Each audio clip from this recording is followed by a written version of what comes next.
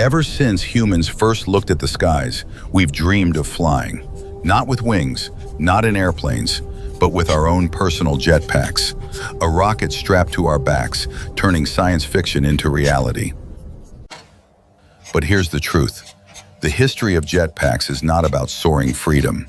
It's about impossible fuel demands, fiery accidents, and short, disappointing flights. During World War II, engineers actually tried to build rocket belts for soldiers.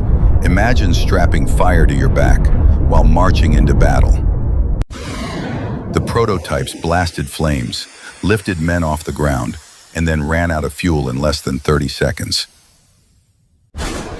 Soldiers dreamed of jumping rivers and escaping enemy fire. Instead, they got scorched boots and terrifying crashes. By the 1960s, the jetpack dream returned. The Bell rocket belt was shown to the world, and for a moment, it looked like the future had arrived. Audiences watched in awe as a man blasted into the air, floating above the ground like a superhero. But here was the problem. It only flew for 21 seconds. That's it. 21 seconds before running out of fuel and dropping back to Earth. That didn't stop dreamers. Jetpacks appeared at the 1964 World's Fair, in James Bond movies, and even at the Olympics. Oh no! The world was hypnotized by the idea, but behind the scenes, engineers were pulling their hair out.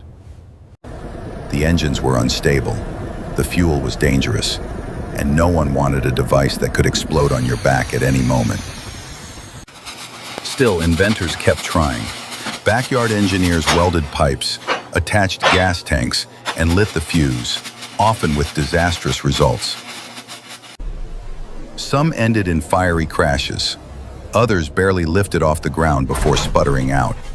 The dream refused to die, but reality kept dragging it back down.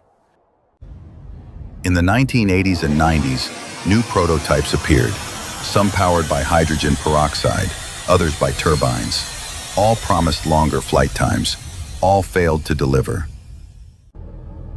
Fuel tanks could only carry so much.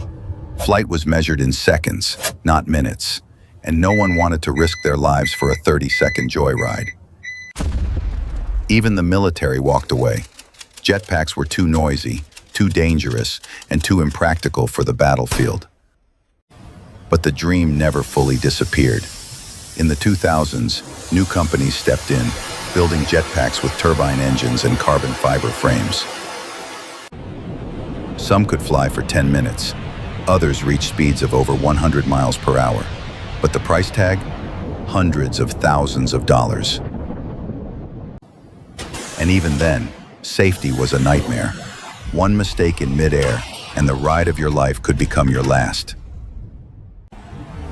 Today, the jetpack is still more of a spectacle than a real invention.